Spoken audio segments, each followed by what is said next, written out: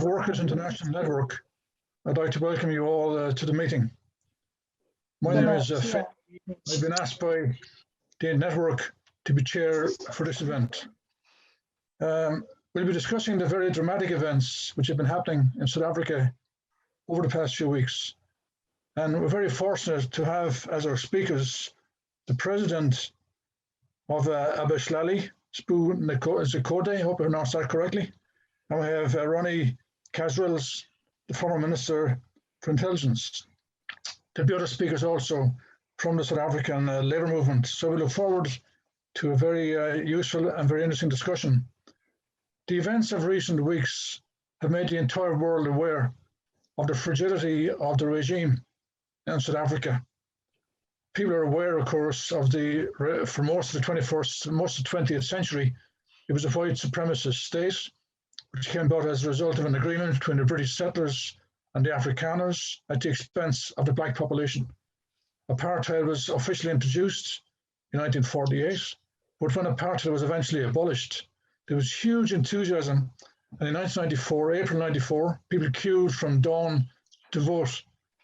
And the election of Nelson Mandela and of the ANC raised the hopes enormously of the black population of South Africa. And things began to change. This will all be discussed. These are issues that will arise during the course of the meeting. Houses were built, welfare was improved, electricity and water connections were made. But now the ANC is in the spotlight for all the wrong reasons. Mandela was followed by Mbeki, and as these two regimes were popular, Zuma was elected. He was president from 2009 to 2019, and was sentenced to prison for 15 months for failing to cooperate with the Constitutional Court. He then, using social media and other outlets, provoked an uprising which Cyril Ramaphosa described as an insurrection against the regime. And in particular, the areas he came from himself, around KwaZulu-Natal, a province there where he was originally from. There was an enormous uprising from people, resulting in looting, 3,000 shops being burnt, shopping centres, lorries being burnt, factories being burnt, and hundreds probably killed. But as I said, the spotlight is now on the ANC, an organisation which previously had huge support amongst the oppressed people of South Africa, now is riven by factional division, which will be discussed in this. Now, as I said, we're fortunate to have speakers from South Africa, but to introduce the discussion in a more general way, we'll begin by asking David Hempson to make an introduction to the discussion we're about to have. So, David. I think you're muted, David.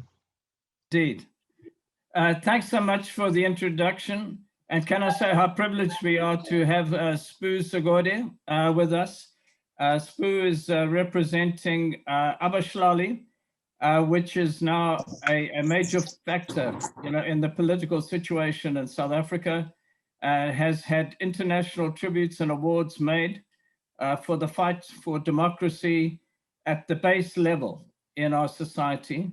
Abeshlali has suffered every kind of humiliation and attack from the police, including assassinations which have been engineered by ANC politicians. And yet it's been rising all the time. And we celebrate the new branches being announced every other week, and the election of women in leadership in many cases, which is a huge achievement. And Ronnie Kasrils has been a commentator of note, but not a commentator, really a person who's been in the front line of our struggles, from quite some time back. I claim him as a homeboy from Durban. And when I go back to Durban, I always have recollections when I see a bookshop or something which is associated with Eleanor, his wife, and now late.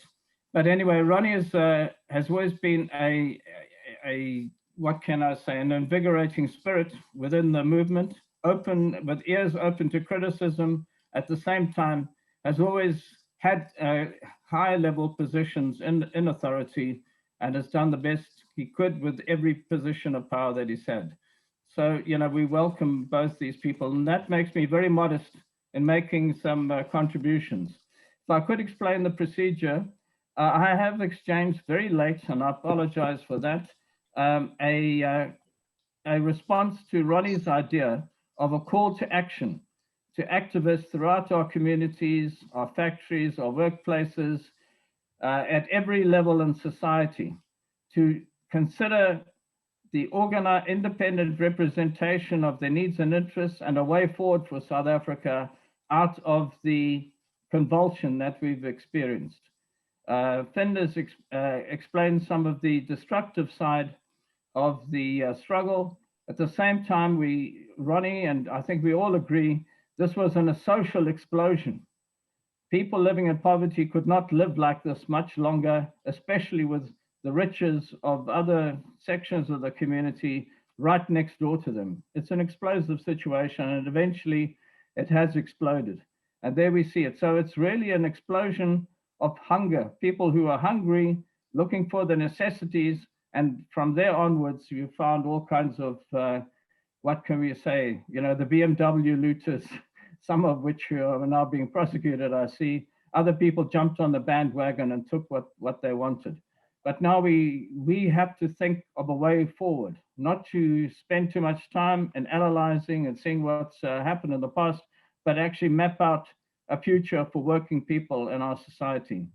So modestly, I put forward the questions in a document. Ronnie has criticized it vigorously, and I think quite correctly. Spoo has made some excellent points too. So it's work in progress. We have such a name in South Africa, WIP, work in progress. But I think what we should do is work further on this and then put it to the, to the labor movement, to all sections of society who live in oppressive conditions, and to see how we can fill the political vacuum, which is now being left in South Africa, as all politicians now are being denounced in discussions. We hardly see prominent politicians on TV, at least in Durban, and people like my brother Crispin, who's had quite an experience in community organization, are being asked for their views. Spoo Sikorde is filling in. ABM people are being interviewed and appearing in the press. And actually the politicians, politician has become a word of abuse now. So we were going through a huge convulsion. We're having concessions from above. One of the reasons we had this explosion was that all small concessions, $350 Rand, hardly constitutes much in dollars, more than about $20 or so a month. And that is what people were, receiving, and that was withdrawn. And then further lockdowns were made, which left people in absolute destitution. The explosion, in a sense, was inevitable. And what we have to do, and the word now and again I've used, and I think we agree, that society has to be reconstructed, but not reconstructed on the old basis, but on a new basis. We've got to make up the lost education of our children, the educated people who've been denied the ability to be able to pursue their education and get a degree. The expression NEET, not in employment or education or training. That includes 8.5 million of our population. It's unspeakable. Our youth has no future because we find that training is not leading on to jobs. The private sector, capitalism, is not offering the job opportunities that were expected. We find that people are struggling to get data because telecom or telecommunications have been privatized and have made many billionaires, but not a service which is accessible to all people. We have some of the highest expenses on Wi-Fi connections in the world. We can't live like this, and we won't live like this. Already we see that there have been concessions being made in terms of a basic income grant, at least being talked about, and it probably is on the agenda. But we do not want just welfare, which is going to keep our youth sitting quietly somewhere and actually just enough food to survive. That's not a future for our society, and we will not. We want so much more. So we're looking at the way in which we can mobilize communities around the demands, around needs. I won't go into the specifics. I did spell them out, but these could be you know, the program that we would be debating in a future organization or in our assemblies. But it has to be based on need. It's intolerable that the basic needs of our society cannot be met, and we're starting with jobs. We find that everything at the moment through the state is ending up in the pockets of the rich. I mean, the corruption is unspeakable, and it's not just one faction to say one faction is corrupt and the other's not corrupt. All politicians are being fed by the state through the way in which they can connect, or by large monopolies which are putting down money. No politician will say where their money comes from. We are very far from the situation as is campaigned for in America, with the Democrats to say everyone contribute $5 and that's the party. In America, it actually doesn't happen, although it's a dream. And in South Africa, it definitely doesn't happen. All politicians are paid for and are ending up in collaborative relationships with one form or other with capital. And so we find that the state is degraded. The state has been corrupted. Research has shown billions and billions lost to companies from illicit financial transactions. But who's signing those transactions? It's someone sitting there in Pretoria signing off in the Department of Finance or elsewhere, allowing these billions to depart. Of course, capital is wanting to take its money and run, but we shouldn't be allowing it. And now we're faced with a position in local elections. I know they've been postponed now for reasons we could discuss, but we will be faced now. Are we going to re-elect the politicians which have done what they've done in Durban and actually take the money of the people and spend it on luxury cars? I mean, not just one or two, but actually tens or 20s of such vehicles, have degraded our services in every way. And actually, will we re-elect, such people? We have to develop a new practice. This is just what I'm spelling out. Whatever the political formation, we have to agree a pay is not there. It's not a permanent salary. Otherwise, we're having permanent depression from these people. We want a salary somewhere around a primary teacher. We could use the term of a skilled labor anyway. I just thought primary teacher salary is better known. We want recall so that when some person goes and represents us and then misrepresents us and disappears from the communities, they can be recalled, told to come back and to report. And we want a change in the bureaucracy. We want something more than Batu Pele. Batu Pele, people first in government. We've got to turn that around completely and achieve that to make sure that there's consultation, access, open, transparency, all the things that we've been denied up till now. So the call comes back. How do we shape a call of action? It's not going to be too wide-ranging. Ronnie has criticized the length and said it should be 800 words, and I agree with him. It's a massive job. I mean, it's the hardest thing on earth, but that's what we need. We also don't want popcorn politics. In other words, something that just pops out of nowhere, a little consultation, and bang, there you've got a new revolutionary party, which represent not very many except themselves, leadership, and a few other friends and families. That's not what we want. We want deep consultation, but we do want a target. We need to know where we are going, and we want to be able to succeed. As we are celebrating now with gold in the Olympics, we want to achieve gold in our political organization, something which is very rare in our South African experience. So if I could suggest, we go ahead then, Finn, with the discussion. Please remember it's a debate. Nothing is sent in concrete, but we do look forward to incisive criticism, constructive if it can be, destructive if necessary, and the debate and the ideas we are putting forward then go forward. Thanks so much.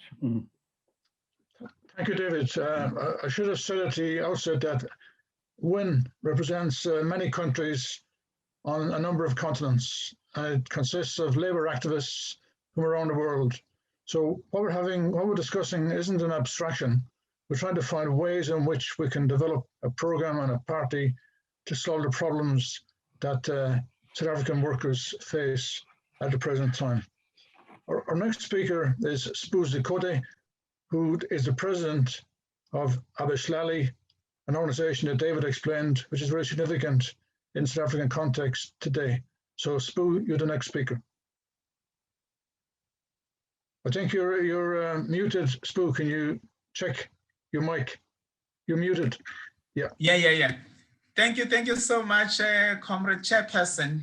Thank you for having us. I want to extend my deep gratitude to David and others who have kindly put this discussion together for us to really grapple with it, because that's what we are going to do, to begin a conversation that we hope ultimately it could lead to some sort of an opportunity where all South Africans who have become so hopeless for now to regain confidence in the state, but also having control not only in the economy, but also in the driving of their own destiny, as their country. So I am going to share just my experience and, of course, view around the crisis that is happening, but also the view of Abahlali as we've been part of this journey to warn, because that's what we've been doing all this along, to warn the country that we are sitting on the ticking time bomb. It could never be business as usual when millions of South Africans live in abject poverty with hardly any access to basic services. The shared dwellers movement of South Africa, Abahlali, has been fighting for land, decent housing, and dignity for all. And our primary focus has always been about building Ubuntu, the humanity that we all ought to be, and that recognizes and that respects every human being. I think it's fair to mention that we are not just a bunch of protesters, troublemakers. We are people of dignity who wants to see peace and harmony and unity in our country and the entire world. So we want to humanize the world. So I want to start from that angle, that whatever we want to do as Abahlali is to humanize the world a little better. There's different ways of doing that, of going there. And if we were successful, I do not think we would have been in a mess that we find ourselves today. Now, for too long, we have been subjected to terrible poverty only to be ignored. And for too long, our humanity has been vandalized. And for too long, we have been ruled with violence and thought violence, and that the public often accepted this by their silence. For too long, our homes have repeatedly been vandalized and destroyed with violence. In some cases, more than 30 times. So when you do that, you actually provoke and create hatred and wildness in a human's life who would suffer homelessness in an already, in an environment that is vulnerable for them and that really makes them less human. We have noted that when the ANC faction instruct people to loot, there are no police, there are no helicopters, and there are no water cannons, and all the machineries that are used when our protests, which are peaceful. When we have these peaceful marches, you will see all these kind of machinery sent to us. But at this time around, I think we've noted with concern that we would not really rest in peace, because this is our country and we have no other country, we have no other options. So we are determined to protect it with whatever way that is necessary. It is on those bases of all these pains and suffering of people in a rich country like South Africa that today I join comrades who are making a call to action for a workers' program to reconstruct South Africa. Now, the ANC has failed the people of South Africa. The ANC is no longer an agent of change. It has actually become dangerous for our democracy. We have seen and experienced this. For an example, Abahlali have lost 18 activists in the hands of the police in the hands of the land inversion units or law enforcement agency. We have lost these activists and comrades in the hands of izinkabi. Those are hitmen that are often hired by the politicians, particularly here in KwaZulu-Natal and in Durban. It has become norm that the only way to eliminate your opponent is to actually hire a gunman. Now, you would understand that given the high rate of unemployment, especially amongst youth, many of the young people have accepted and taken this job. It's a new job in South Africa, where you would be hired to assassinate and kill somebody. It has become known. Our politicians have had no comments, have actually done nothing to stop these attacks. Now, we call on democratic formations, we call on workers, we call on communities, youth and women formations, and all Democrats and individuals, also minority groups, to embark on a workers' program for reconstruction. This is the call that we are making today. What form it will take, how much time it will take, but we thought it was fair for us to embark on this journey and to make this call. This program must allow all these formations to reimagine and redream South Africa, the South Africa that we want, the South Africa that will leave no one behind, the South Africa that will make everyone part of it and feel respected. This program must take a bottom-up approach which enables people who normally do not speak or count in our society to count. This program must allow intense discussion which should generate ideas and demands of the people. This program must address or call for a rapid release of land for housing and community farming. You would recall that the question of land remains the big challenge in South Africa, and we will not pretend that any mistakes of the past could be corrected without us confronting the challenge of rapid land release. The program must criminalize evictions that create homelessness. The program must expose the failure of capitalism and replace it with our inclusive economy that put people first. What that takes, what form that will take, it will be up to the communities and all the progressive forces to decide how do we, or what sort of system would replace the current monster of capitalism that has created poverty, the inequalities, the mass unemployment, and that has created our political class to get married with business and profits ahead of the people that they claim to lead. Our education system must respond to skills shortage. This program would have to address the kind of skills in our education system, because we have a lot of graduates that are sitting at home as we speak.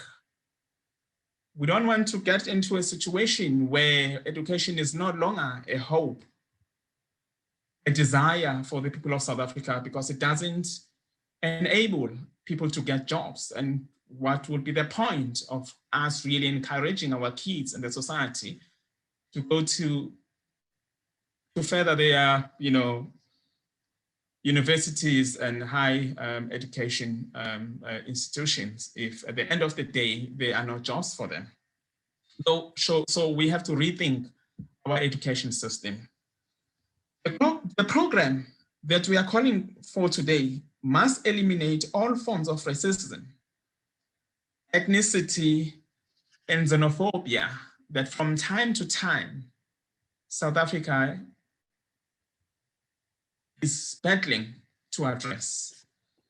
The program must also eliminate the use of state violence. We cannot afford to replace our democracy with militarism. We have seen our cities in eThekwini and Johannesburg, in the city of Cape Town, militarizing. And this is what happens when the leadership fails, when there's a leadership vacuum. The police are sent, the militaries are sent. It is not surprising today that the army is walking free on our streets, intimidating the little peace and the little hope for a better future that we have. As we speak to you today, just yesterday, one of a young woman on her 30s in Lamontville Township in Durban was shot and killed by the police during their raid for the looted items. And the unfortunate part about this killing of civilians by the army and the police is that the police are only sent on the poor communities and neighborhoods, like in the informal settlements, but also in our hostels. We don't see the armies and the police raiding the middle class or suburbs communities. It is those kind of the state attitudes that tends to see poverty as crime. So while we have this discussion on the call that we are making today, there are urgent and imminent needs. We appreciate that the COVID-19 grant that the government has just reinstated last week, which is small in a way, it's not enough for the increased cost of living. So, and we hear that trade unions and other formations have rejected these COVID-19 relief grants. And we think it has to be reviewed given the cost of living that we have to live under, especially given the current situation in South Africa. Food solidarity program needs to be rolled out for those who need it in this current crisis. Basic income grants for the unemployed. And once one gets the job, they get removed from the system. So we know that the basic income grant is not sustainable, but at least it will motivate, it will encourage the state to speed up creations of jobs so that the one who is on the system can be removed when they have found a job. We must call for a calm, we must call for calm, peace and unity. And let us love our country and her people. So this is a call that we are making today, and we think it is high time that every ordinary South African take responsibility for what is happening. We cannot leave our country in the hands of the ANC as we have done in the past. We can no longer rely on the current political system as we have done before. We are now calling all the progressive and democratic formations, individuals, minority groups, youth and women's formations, individuals, and we are saying we all have a role to play. It is our country, it is our world. All we will have to also discuss very carefully is the role in which different groups and formations would play. To make an example, the role of the intellectuals, the NGOs, for instance, in this would have to be discussed very carefully with the communities in which they are involved in bringing about this change and in of course, submitting their proposal, because everyone has a role to play, but those roles would have to be carefully defined, what roles and what will be the limitations. Because Abahlali works with a number of good people. Some do mistakes in the cause of help, in the cause of solidarity, in a cause of wanting to do good, but they do mistakes. For instance, they would want to speak for and not with. They would want to do things for us and without us. We must be very careful of how we sort of engage on this so that we do not repeat the mistakes that we have done in the past. But also, lastly, that we would have to carefully understand the system of a bottom-up kind of a democracy, the democracy that allows people on the ground to speak. We have often discussed this with Abahlali, that when you talk about South Africa, you are not talking about the unions building in Pretoria. You are not talking about those who can speak at least good English for that matter. But you speak of ordinary men and women in those dark, confined corners whose voice has never been heard, who have been treated with disrespect. So we are saying there needs to be a new ways of doing things. So it simply cannot be business as usual. We are saying the new economy would have to be inclusive in a way that allows people to participate. Of course, if they do not have shares, for instance, at least they must be employed, or at least they must have a voice. Because if you do that, it creates some sense of responsibility. People will take care of the businesses. They would look after the malls. They would look after the factories. They would be the ones that are going to defend the businesses that have been looted today. So we got to make sure that what we are confronted with as South Africa today does not happen again. And unfortunately, it will need to be carefully worked out. It may have to be a long process. I think we would have to define a process very clearly how to move on from now. But I think what is fair for now is really to make this call that there is a need for a workers' program, for a workers' program for reconstruction that would include everyone. By everyone, I mean everyone. Even the so-called Tom, Dick, and Harry would have to be inclusive, in this discussion, so that when we are faced with crisis of any sort as a country, then we will stand together. We will defend not only humanity, but we will also defend the property. So we've seen and we have learned the importance of property in this country more than human life. When we lost 18 activists, there was never a single public crime. It was normal, it was business as usual. Now that the property has been destroyed, vandalized, and burnt down, suddenly we must all jump. When poor people, Black poor people are killed, it's just business as usual. I so wish that we can value life today.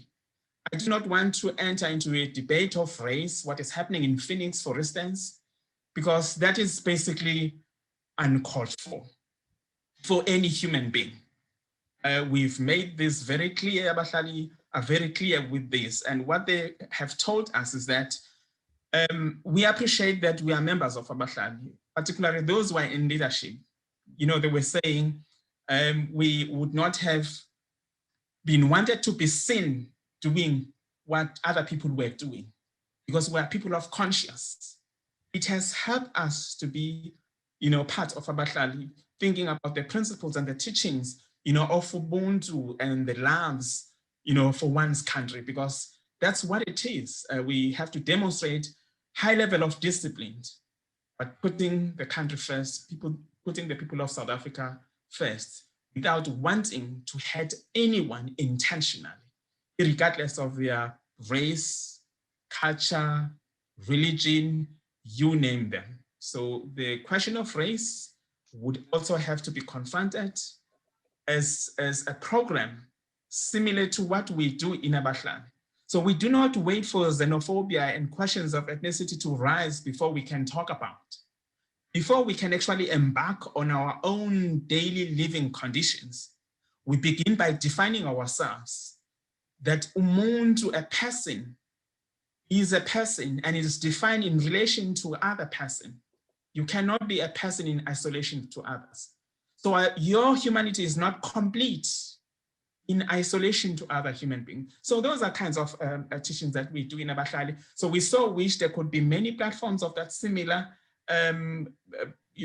program and process, so that when we meet at a later stage, we are clear what has been discussed, what is the feeling of the people. But it's important to know that this is your country, this is your wealth, and you have a duty and responsibility. And this is our duty to God, this is our duty to our country. I just want to thank you all for listening and hoping these great minds that I see here will take the conversation forward. Thank you so much. Thank you, Sbu, for a very interesting and very valuable contribution. Some of the points you raised, particularly the need for a unity of the oppressed, the need to oppose the violence in Phoenix and issues of that nature where ethnic and national divisions need to be overcome, is a very important point. And also the violence, very much part of the situation, not just the police and the army, but also how people are hired to conduct assassinations. So a very, very interesting point. Now, our next speaker is Ronnie Casrills, whom David has explained. Ronnie's a long background in the movement. So, Ronnie, you're on. Thank you very much, Chair, and thanks, David and others, for having me present. Following Sbu Zigoda is a privilege. I'm very pleased to be with you here, Sbu. And when Sbu talks about Ubuntu, that is synonymous with international solidarity. That's internationalism, that's humanity, and that's solidarity. Sbu, you talk about Tom, Dick, and Harry. We don't want ethnicity, racism, xenophobia. We want to ensure that Temba, December, and Harry Bunch, as well as Van der Merwe, are all brought together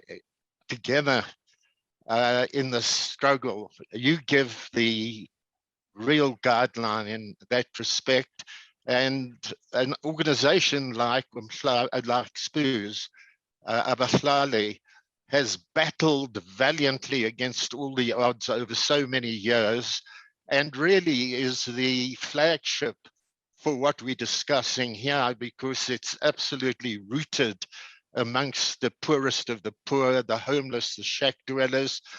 They stood up against the authority of the state, the naked violence, the so-called red ants, as they called, who are employed by the municipalities, the metros like Durban, Tegweni, to descend on the shack dwellers and smash their shacks, as is said, sometimes 30 times over.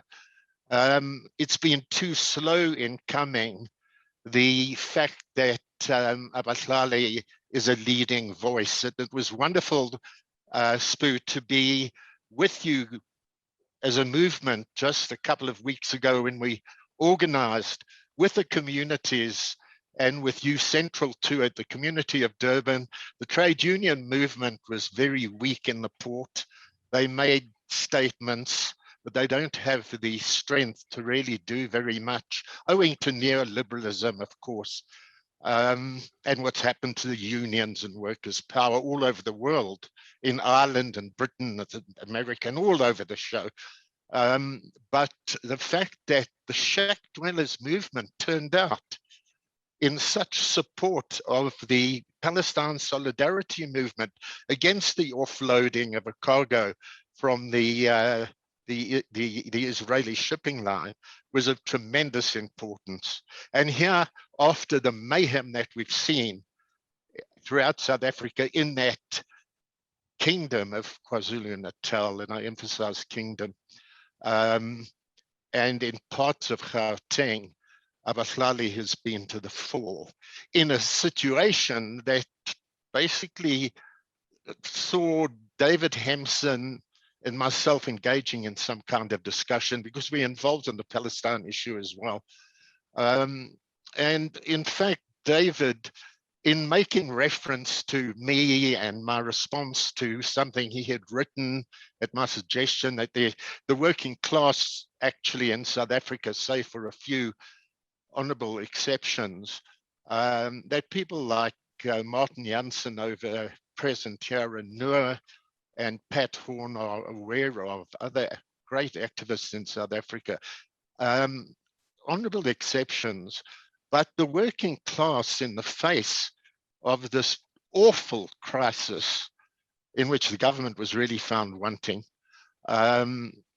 has been rather silent. Statements on paper, and we know, how tame paper resolutions and statements are.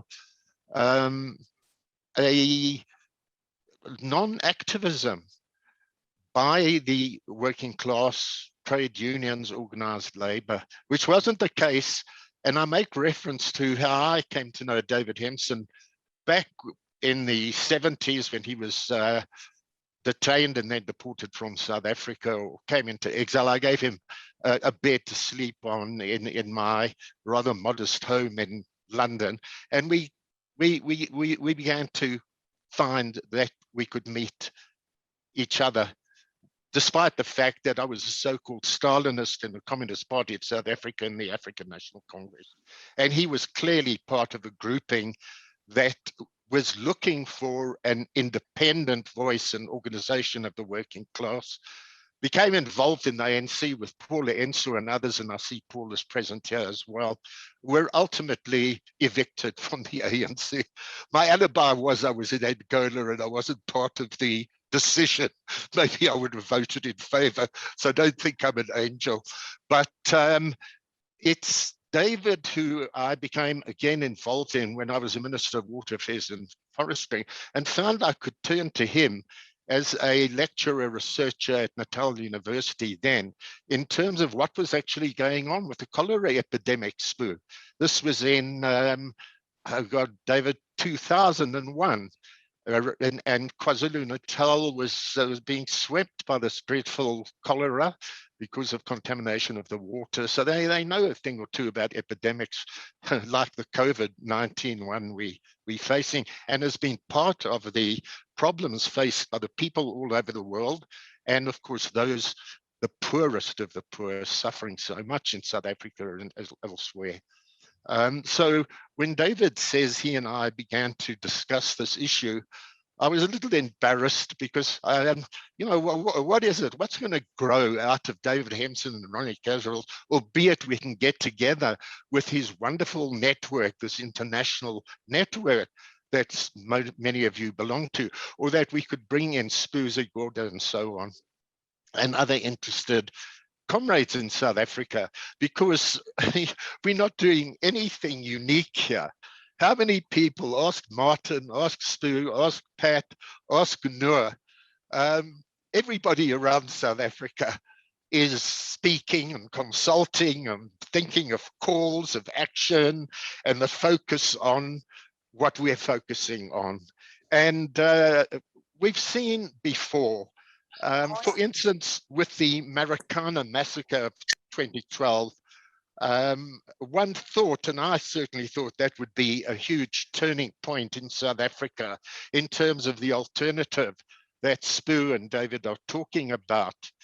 And I got involved with the United Democratic Front, the idea of a revolutionary workers' party coming out of our biggest metal union, our metal workers union, NUMSA, who actually fielded candidates in the last election, a union of 300,000 plus, who were gung-ho about the election, spent a lot of money through people who donated to them and structures they set up. And in the end, they got an almighty vote of 24,000 votes for them. They came about 15th or so out of 17 contesting parties. And, so what was wrong? What's going on? We've been there before, and I've said this to David and others. We've been there. And although South Africa is bristling with opportunities, unemployment, inequality, gross starvation, and poverty, and this enormous Gini coefficient, I hate the term, this gap between those who are getting so obscenely wealthy and the have-nots who are getting poorer and poorer. And a ruling party, the ANC, I belonged to for donkey's years is seen as rotten, incapable, lacking capacity, corrupt, and filled with factionalism. And Zhu is correct. And I've got a caveat, by the way, in terms of saying, and along with David and the kind of call he wants us to discuss, and I agree, I absolutely agree. What the country and the people are calling out for is an alternative voice together with an alternative economic system. Spoo Zikode has referred to both. And that's because we need a fresh beginning here. We need a new economic alternative. We need new leadership. At the same time, why does the ANC still get the majority vote? And of course, they play the cards correctly for elections, and people don't see any alternative to the ANC because it hasn't emerged. And that's something that we have to discuss. So I want to mention a caveat. It relates to the Communist Party of South Africa as well, by the way, which claims over 300,000 members, and the ANC over 1 million members. And amongst the ANC members and communists are some really very good people who are non-corrupt, who are as concerned as we are about the state of the economy, the chaos and so on, the looting, the corruption, but of course stick to their parties, and particularly to ANC, and the Communist Party does as well, on the coattails of the ANC as a means of having ministers and MPs. But the kind of independent voice and movement which Spoo calls for, a left movement for sure, an alternative movement, a working class party, which David calls for, and I go along with both, although I believe that a emergence of not a pop-up revolutionary workers' party, which is what we've seen, but one that's really rooted in the reality of the country and can get traction, is very dependent on what Spoo Zikode refers to and calls for. And that, he didn't use the term broad left, but in essence it is, but the broad united movement of our people who really want to see change and don't see the ANC as the alternative. My caveat again is in our approach, the Workers' Party approach, the broad left approach, independent of the existing powers that be, the ruling power, and the alliance of COSATU with the SACP, that we must not be sectarian in the way we articulate our position, so that those positive forces, which I do believe are within the ANC and the Communist Party and COSATU, are not put off, do not feel that we regard all of them as being treacherous or rotten, whatever way we want to describe them, but that we feel that they feel an attraction and a pull outside of a political party that they belong into, ANC, SACP, or their trade unions, as much as we want to see a united trade union movement, and SAFTU, South African Federation of Trade Unions, under Comrade Harvey, etc., is key to this. So we've got to avoid the sectarianism, the egoism, which we find in the pop-up parties, the alternatives that have been spoken of and unfortunately get nowhere. And you can't call 24,000 votes, anything to speak about. So on that kind of introduction, I want to deal with a few other points.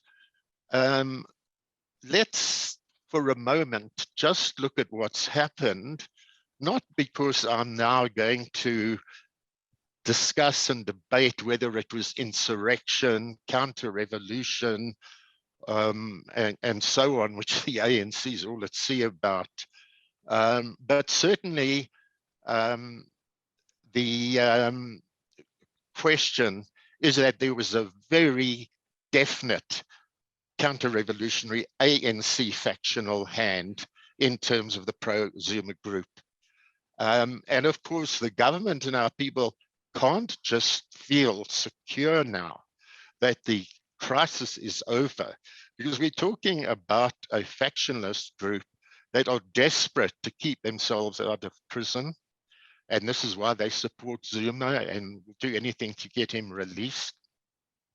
And that when we examine what took place in KZN and then was imported into Gauteng, only 2 provinces, by the way, not the 9 provinces, not the other 7. So it was by no means a national element. It's clearly linked to ethnic ANC issues around Zuma in the areas where that ethnicity has the biggest attraction, and goes back to the clashes before 1994 in the IFP, the Nkatha hostels in Gauteng, and of course in that province back in the 1980s, in the almost civil war between the IFP and the development and emergence of the democratic movement there, the United Democratic Front and the new trade union movement, the SATU, etc. And many of those former IFP and Zulu nationalists had joined the ANC of Zuma, helped bring down Mbeki, of course, at the Polokwane conference, and then filled its membership. And it's a question of their influence as well, and the corruption of the leadership. So the ANC as a party has a very clear responsibility for the situation that emerged. Firstly, in terms of its factionalism and the grouping that actually called the tune, lit the fuse, carried out insurrectionary actions, not just the looting, burning of food supply depots, the attacks on the attempted attacks on the docks, the attacks on the highway, the burning of the lorries there to cut off the connection between KZN, Durban and Johannesburg and so on. A clear hand. But this mustn't obscure the fact that there was a spontaneous response in terms of wide-scale looting, precisely because of the socio-economic problems, the poverty, the unemployment, the youth frustration, etc. But in relation to that, I wanted to make a point which very few people in South Africa are making. A lot has been seen and shown on social media of this group inciting people to violence and the mayhem. And that is, I believe that there was huge influence on the police to stand down, to stand clear, and that this was communicated to the populace. Mahala is a word in South Africa for it's free. You don't have to pay anything. And once a signal for you can attack the supermarkets, it's mahala, go and take what you need. That was a signal that let off this spontaneous looting, which we've seen. What we need to ensure now, coming more to the way ahead, which is clearly what we're discussing. We can go on in a debate about the characterization of the events, and that's obviously always very important to get right. But I think we've got it right in terms of whatever phrase we used. It was certainly an attempt to destabilize the state, the ANC government of Ramaphosa, and they didn't care the damage that they caused to that province of KZN and elsewhere. But in terms of looking at the immediacy, one needed to listen very carefully to Comrade Spoo, Zikoda, because from the grassroots and the suffering that the poor face in relation to the looting, it's been reinforced by the kind of research that's quickly taking place from the university level. I was reading about this online this morning and in the Sunday papers, that the immediate research shows that the people who took part in the looting did so in many instances just for the food, to deal with the hunger question. And quite a number were saying, well, we now heard there was going to be the looting. And we thought, my God, well, if everything's going to be looted, there won't be anything left in the shops to purchase on Monday, which is the case. And therefore, I might as well quickly replenish my empty pantry, this kind of thing. However, coming to the point about the sinister nature, is that the lower middle class or emergent black middle class from the townships and the suburbs now, as we know, were a percentage that descended in their BMWs and their 4x4s to these supermarkets and food supply dumps. And for 3 days, everybody, it was the all-in, just clearing the shelves and going out with the massive TV sets and the fridges and the cookeries and so on, which are now in their homes. And it's a grouping, probably a lot of police who were in the know, who went back home for their civilian cars and their ordinary clothing to cash in on what was happening.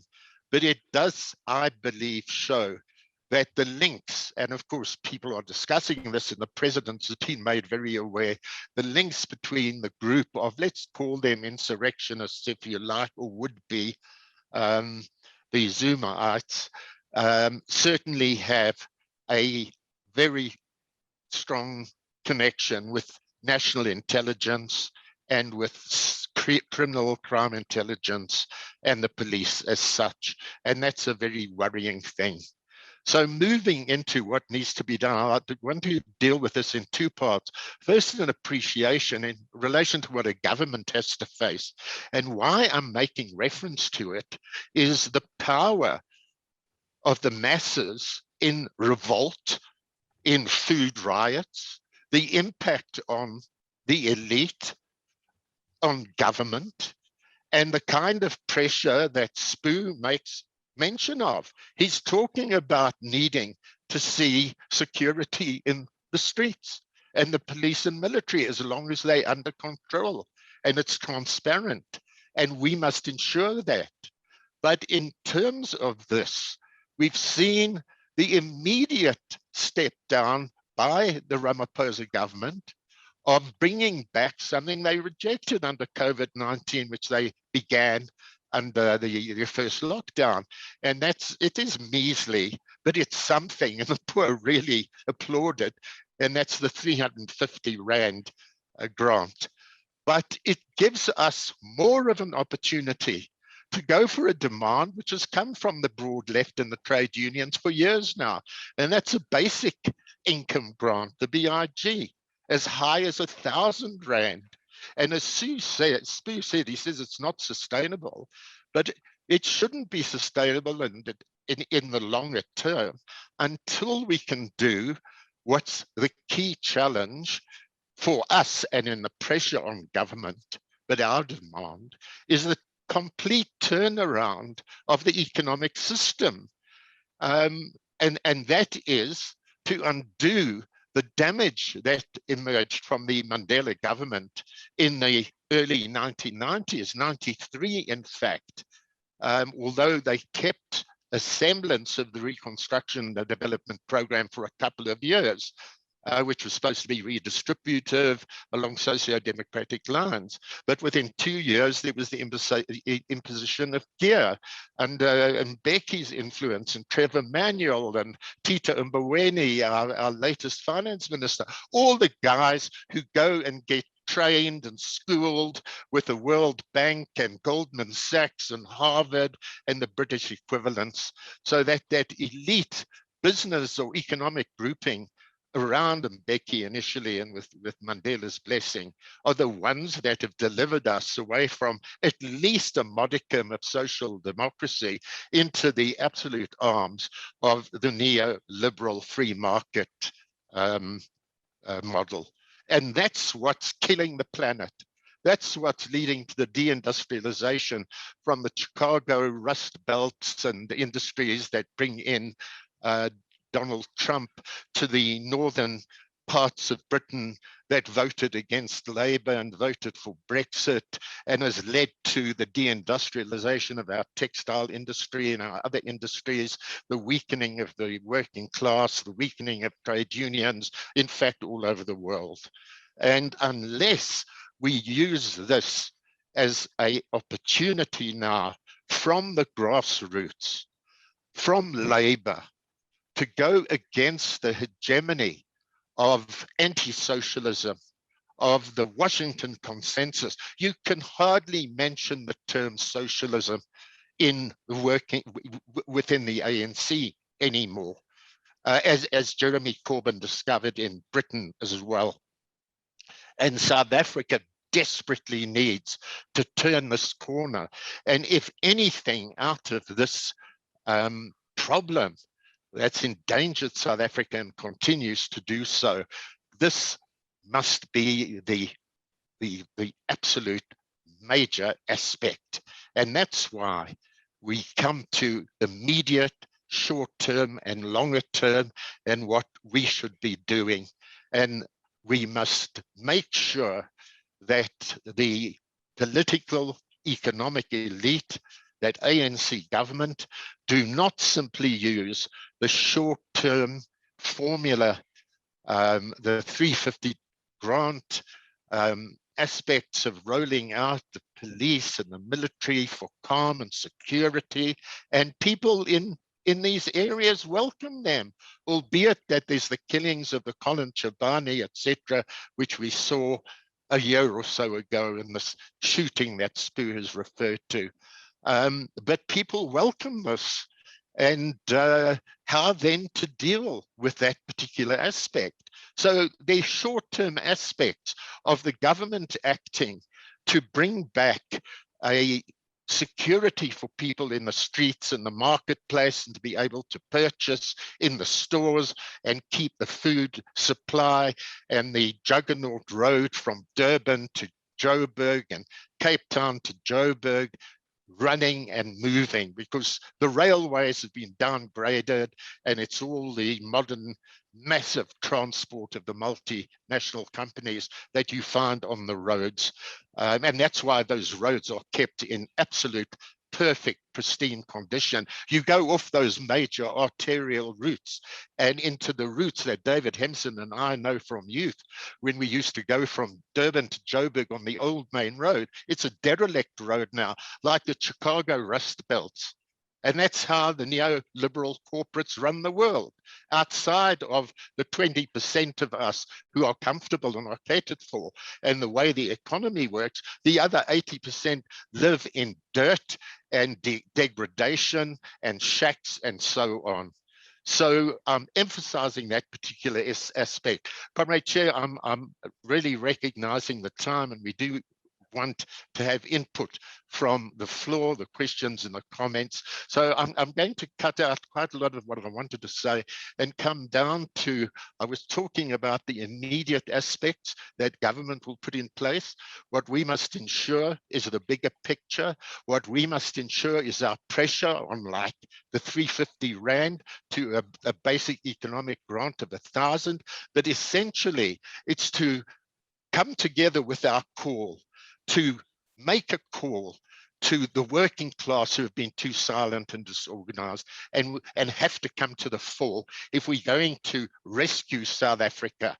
And that's what we must have our major focus on. In keeping with what Spoo says, I feel it's got to be wider as well, for a broad left movement of all the forces, the progressive forces of our country, Labour-led, working class-led, in relation to the program of action.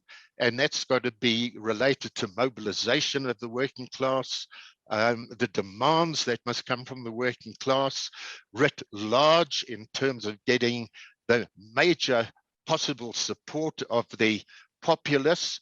But in the first place, the Labour working class movement, which must lead.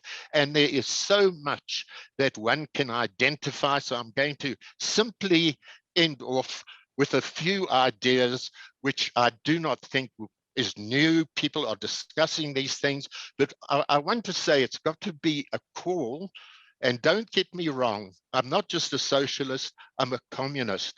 But the essence is, how do we hit the right chords? How do we bring the maximum unity of people behind the program? And the opposite in relation to the neoliberal Washington consensus happens to be a Keynesian social democratic formula. Now, Keynes was an anti-communist, and he came forth with a program which Roosevelt grabbed with open arms in the 30s, which I would say is very relevant to South Africa.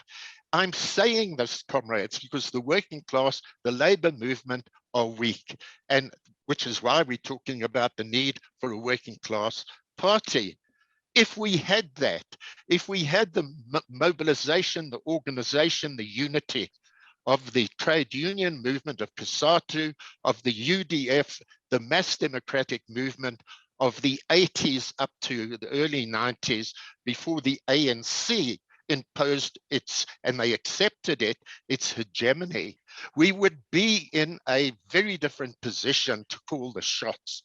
But we're going to need a protracted process of rebuilding this mass democratic movement and a leading working class voice and organization, which is why, for me, I think what is possible is to demand the kind of New Dealism of Roosevelt of the 30s to get out of the crisis of the Depression. And that is building jobs through New Deal, mass-based public works programs in which we mobilize and organize our people in the millions in relation to the infrastructural build that the country needs in its dilapidated state. Just the question of mending roads which are full of potholes, mending the canals which have fallen into dereliction, and one of the reasons why the water supply is under such pressure, and the fact that there's such effluence in our rivers with the pollution, etc. Just a question of looking at the need to clean up the environment and pay people for every plastic bag they can deliver to a depot filled with litter, getting a R5 a bag, putting money into people's pockets and food on the table, bringing employment to people and giving hope. I'm sorry to interrupt you, Ronnie. Could you draw your conclusion very soon? Yeah, well, I've come to the end. Just to say, sorry to have gone on, but David gave me the orders. And for instance, just to perhaps end with Spoo saying, we've got health workers, we've got doctors, we've got teachers who aren't employed. The extent to which we could bring these more intellectual, skilled, trained social forces into giving the economy the kickstart, the generation it needs. So an approach that's required in which we create employment, but needs a strong will. It needs two things: the pressure on an existing government to turn the corner away from the Washington consensus, and a mobilization of working class and broad left organizations that can speak independently, that is not aligned to existing other parties, and can help to make the difference. That's the kind of corner I believe we can turn to. And this is what I believe a call to mobilization should have within it.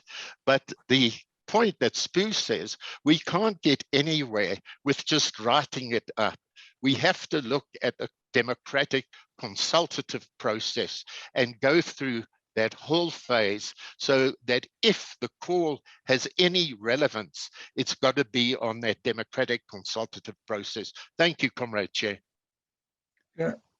I'm sorry for interrupting you, Ronnie. No problem. It's no problem. Sorry for talking too long. Thanks for listening. No, it's a very important contribution you made, particularly on the tactical and programmatic issues that arise about building a Workers' Party. He made important references to how we would approach COSATU, the ANC, the CP, put as many, many thousands of workers active in various ways, and the tactical questions and the programmatic issues are very important. And also the issues about democracy, Keynesianism, and the immediate program are very important questions that have to be considered. Also, you raised the issue about the nationalism and the factions within the ANC, which had to be looked at, and how Zuma has emerged from that kind of nationalist division from the past and so on. So these are important questions to be considered in the programmatic and tactical issues about building a new workers' movement. Now, in the remainder of the discussion, because Spoo and Ronnie were our main speakers, they both were given whatever they're required to complete their contributions. But other comrades, of course, won't be given that same length of time, unfortunately. So we're going to give particular priority to comrades from South Africa who want to speak. And I'd ask comrades to limit their contributions to 5 minutes from now. So the comrades are free to make contributions or ask questions as they choose. We'll give priority to comrades from South Africa.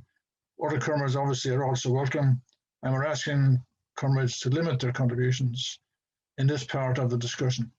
Now, can you use the electronic system for telling me whether you want to speak or not by getting your hand, raising the hand so we can see?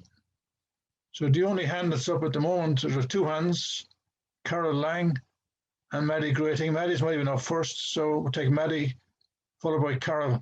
So anybody else wants to speak, could you indicate on the electronic system, please? So, Maddie. Thank you, both Spoo and Ronnie and David too, for thought-provoking inputs. Here in Sweden, I feel very out of the daily event in South Africa, but I've been spending a lot of time on Zoom. And yesterday I attended a lecture by Thuli Madonsela, the former public prosecutor. And one of the last points you make, Ronnie, fits in with one of the last points she made yesterday when she was looking at social justice in South Africa. She called for a South African version of the Marshall Plan. And you are calling for a New Deal type public works programs. And what I'm simply throwing out there is the possibility of actually finding a broader base for a renaissance, if we go back to the 1980s and early 1990s, South Africa was a very vibrant society. It had a huge number of civil society organizations that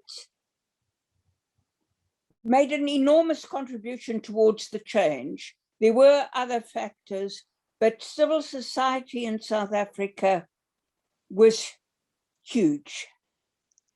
It was systematically killed, as far from my point of view, when the ANC first came into government, by simply getting all the donors to these organizations, the international donors, to donate to the ANC instead of to these individual organizations.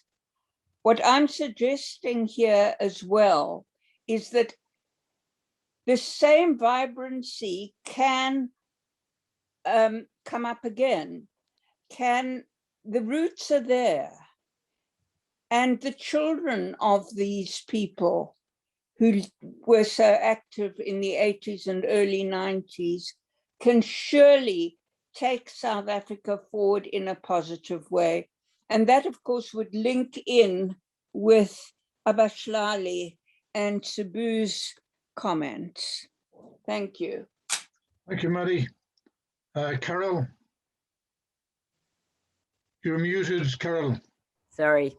Hi, I'm calling from New York, and yesterday I was on a call with many Namibian workers, miners who were on strike, And I'm sure people are aware of this. They had asked for support from South African trade unions with none forthcoming. I can't think of a more important united front between South African workers and Namibian workers. But what I want to say, and I think that should be forthcoming and definitely discussed. I know that there's a Namibian miner that's now on the call. All of this is predictable. The ANC has always been a bourgeois institution. It's never been anything else. The COSATU and the CP have all been Stalinist organizations that have never called for seizing power from the bourgeoisie.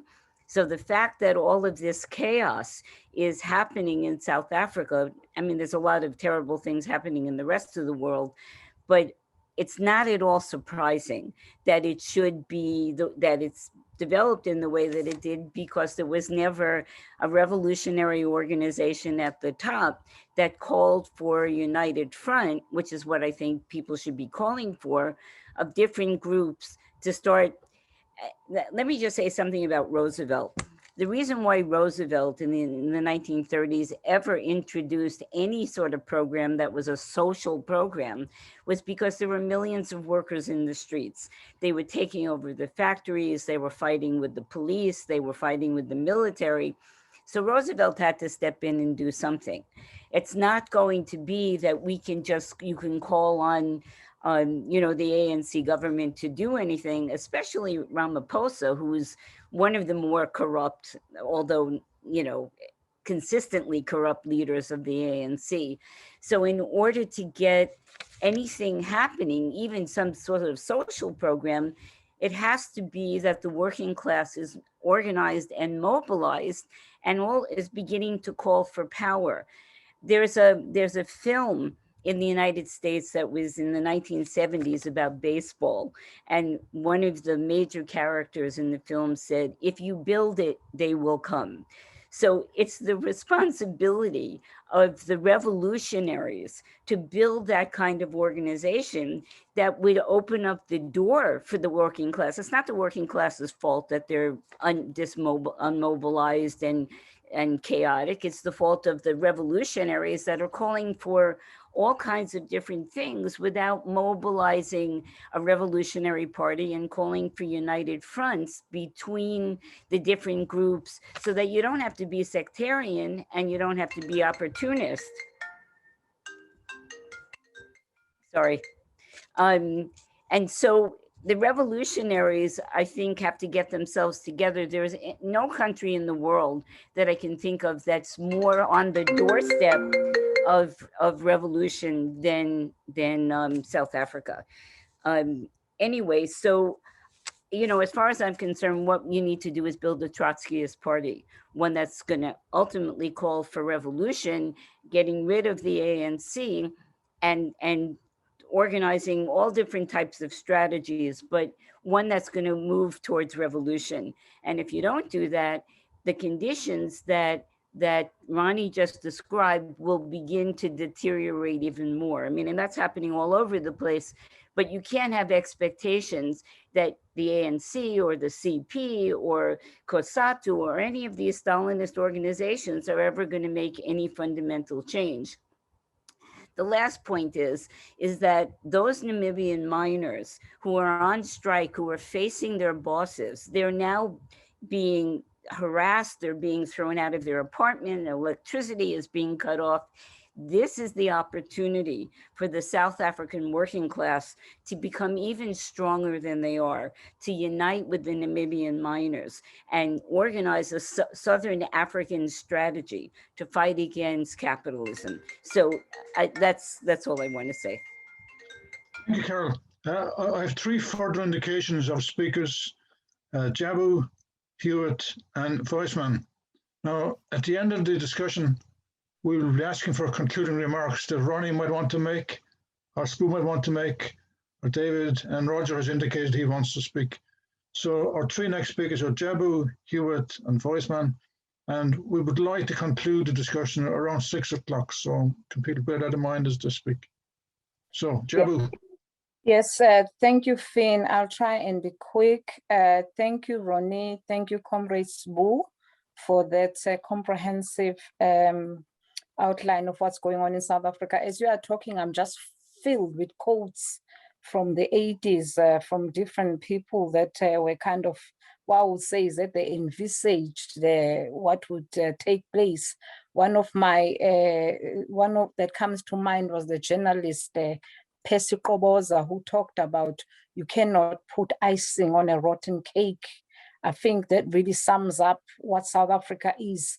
South Africa is basically in the 90s, when ANC government just basically just come in, there was quite a lot of issues around the gravy train.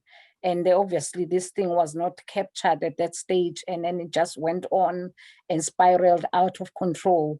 But recently I've been talking to my old mom, an old trade unionist who was a part of MAU, which became NUMSA, discussing the 1973 strikes, the strategies. One of the most significant things that Mom was talking about, which is really interesting, she said, when I took over the union, MAU, which is now NUMSA, it had no money. She said there's absolutely nothing in that union, but it is the consciousness and the commitment of the workers of that time that drove the kind of spirit that was later captured by the UDF. Thank you, Ronnie, for mentioning the UDF, because I live in Oxford and I've used the concept of the UDF to mobilize around organizations in Oxford, in the UK, where we've got Oxford Unity, which incorporates organizations that wouldn't even work with each other, like the XR working with Black Lives Matter. So we are, I'm always, South Africa is always, next to my heart in terms of my roots and how I've been taught to mobilize. So I feel my comment really is to say, if we go back and look at our roots as to how we have mobilized as a South African community in terms of our vision and what we want in South Africa to be, I think around the era of the UDF, where the mass mobilization took place to actually fight apartheid. This is where I think we need to go back to and then challenge the corruption from that point of view. We didn't fight for these people to loot from the top, to loot poor people. People were fighting for a just system in South Africa that would be economically fair to everyone who lives in it. Quote the Freedom Charter if you must, but that is what people were talking about. Thank you. Thank you, Jabu. Hewitt. You're muted, Hewitt.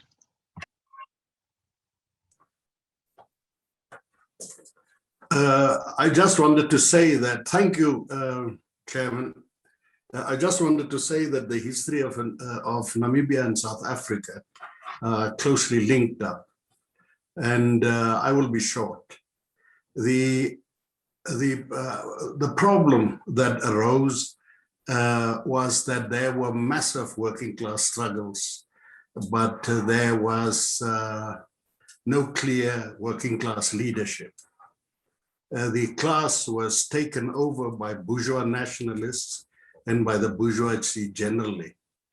As much as I respect the views uttered, but the UDF was based on an unconditional black-white unity, whilst the Black Consciousness movement, which did not follow a class-conscious path, but they at least had the idea of proportional seizure of the resources of South Africa.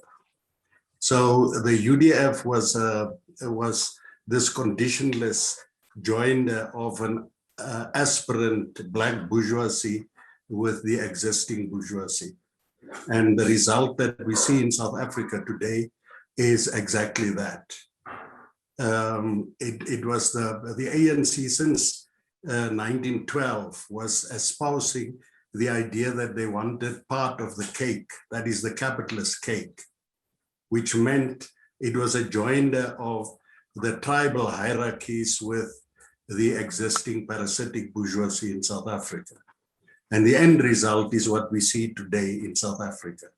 My problem, and I've got to agree with Comrade Lang, is that the South Africa's working class is the center of the regional working class. We see a situation in which imperialism, the decay of capitalism, is causing total destruction of skills in Zimbabwe, industrialization in the sub-region, and Chinese imperialism adding to the mayhem because of the absolute depravity of a tribal petty bourgeois comprador state.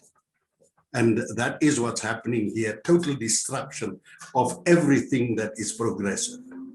Now, the problem that we have is we have a militant working class in Namibia, which was a former colony of South Africa, but it's a small working class. It is more of, what do you call it? Fire. It can put fire to the bomb, but it in itself is not the bomb. The South African working class is the one that must lead the regional working class. But we are struggling to make proper contact because the South African working class leadership is going far to each and every Stalinist corner and linking up with those Stalinist organizations to dismember and dismantle the struggle of the working class inside the region. If we don't overcome the Stalinist legacy, I'm afraid we are going nowhere. What we need to do is to join the working class struggles in Southern Africa, that is Zimbabwe, Namibia, Mozambique, Angola, and so on. And South Africa working class must take the lead to do this. Then it can take its historic role forward. The reason why you get the pre-capitalist primeval monstrosities like the ANC and SWAPO in the region to destroy the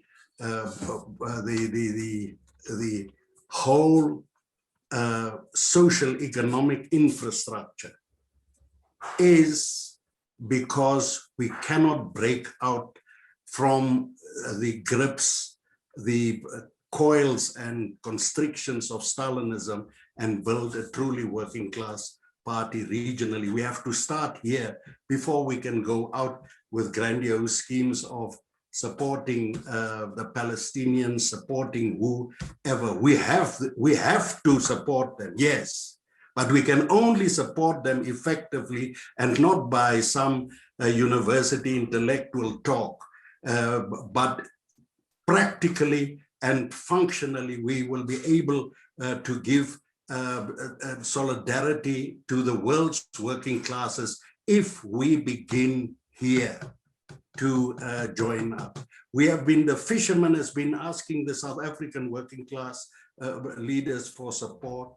The miners have done it. They keep quiet. Now why?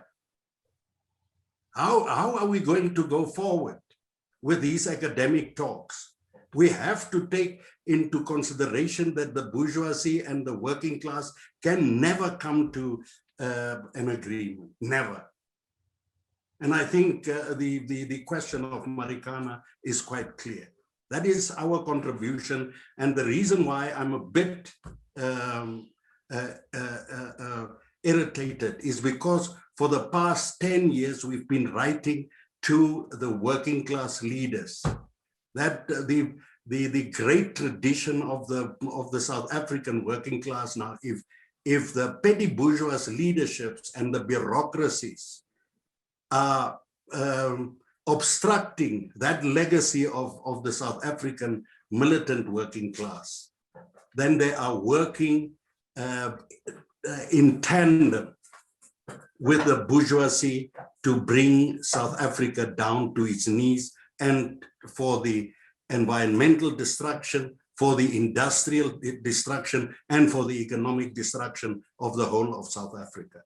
We can no longer pussyfoot around the question of the basic reactionary nature of the Stalinists, and that includes the leadership of the COSATU, etc.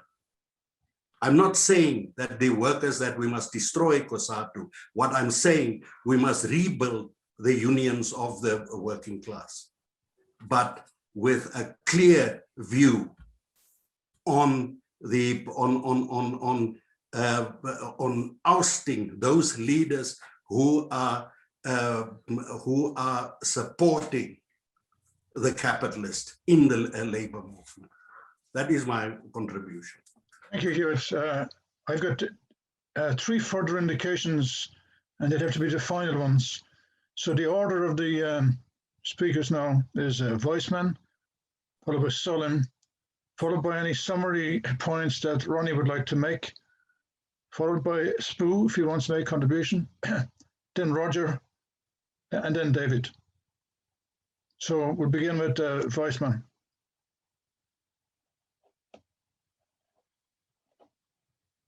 You're muted, Weissman.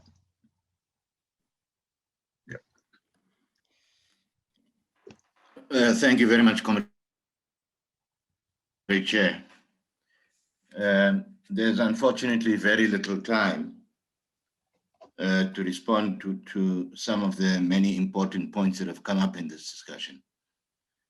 So I'm having difficulty deciding what I should confine my remarks to. But I'll try my best to squeeze in my views within the limited time available. When Comrade Dave initially drew my attention to this initiative, I hesitated a little bit. Let me confess that up front, because there are similar initiatives also taking place in the country at the same time, such as the one that goes by the name of the Assembly of the Unemployed / Cry of the Excluded. And I didn't think that it was appropriate for competing initiatives around basically the same thing to be unfolding. But I accepted the invitation nonetheless. And I want to make just one observation. I think that the analysis of the, let's call them by shorthand, the Zuma riots, in my opinion, is one-sided. And I think for that reason, not correct. I think it is true that there was a spontaneous flooding towards the supermarkets. Spontaneous only in the sense that everybody went when the opportunity to take action that would address immediate needs presented themselves. But I think that that is a secondary aspect of these developments. And I think it is completely wrong to describe them, as is implied, and certainly in other cases, explicitly stated, as the commencement of some kind of revolution. It is not. This movement, spontaneous as its character was, did not self-detonate. The primary factor at work here is the conscious attempt on the part of the RET faction within the ANC to try and utilize the social deprivation created by policies that they are co-architects of, by the way, to their advantage in pursuing their factional objectives within the ANC, and to prepare the grounds, they hope, either at the NGC to reduce him to a lame duck president, and at the ANC's conference to try and oust him in circumstances where the necessity for them to try and recover the ground that they've lost in the factional struggle that was so symbolically important in the jailing of Zuma. That's the primary driving force. Of course, had the conditions not existed of unspeakable poverty, that kind of response would not have occurred. But this is not the action of a working class, to use Marx's phrase, for itself. It is a confirmation that the most reactionary forces can utilize the sections of the working class for their own purposes. And I think to approach it purely in those terms, those sociological terms as food riots, almost as if it is something to celebrate, is mistaken. And I think it's important from the point of view of focusing our attention on the fact that the susceptibility of those sections of the working class that engaged in the looting for perfectly legitimate reasons. That's not the question, not a moral question, this.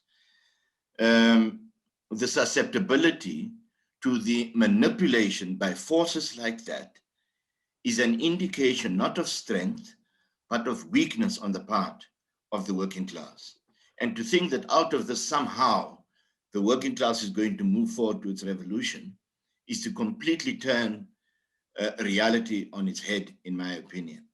I think what these events confirmed is that the authority that the early COSATU once enjoyed over the entire working class, and beyond it, by the way, has been completely snapped as a result of the ideological degeneration and the class collaboration of the COSATU leadership that have reduced COSATU today into an open organization of class collaboration with the capitalist class and its main political instrument, the ANC, to the extent that they not only supported Ramaphosa for the presidency, despite the fact that he created the climate for the Marikana massacre in his denunciation of the 2012 miners' strike, but also to support legislation calculated to cripple the right to strike, to cripple the right to picket, and even to give the state the right to call a strike to an end on the basis of the alleged economic damage that it is doing to the state. That link has been completely shattered, and it needs to be rebuilt. And I think that there is, running throughout all these discussions, a serious underestimation of the appreciation of the class, of the working class, including the organized working class, whose consciousness must not be evaluated by the treachery of their leaders, actually. Because what we have unfolding in the country at the moment, and that is what I think is problematic about both this initiative and that of the Assembly of the Unemployed stroke Cry of the Excluded, is that it separates itself from what is an important attempt on the part of the most conscious sections of the organized working class in the country to reclaim their political and class independence. And irrespective of how that is understood by the SATU leadership, its birth represented a break with the tripartite alliance. That they don't fully understand it merely complicates the situation. Officially, SAFTU's slogan is to be independent but not apolitical. That is a renunciation of its political responsibilities. But on paper, at least, the contradiction between what brought it into existence and the adoption of that policy was broken by the convening of a working class summit in 2018, attended by 1,000 delegates representing 147 different community organizations that adopted a declaration calling for the establishment of a workers' party to overthrow capitalism and bring about the socialist transformation of society. And it is that process that I believe all serious socialists should pour their efforts into. Now, of course, complications have arisen.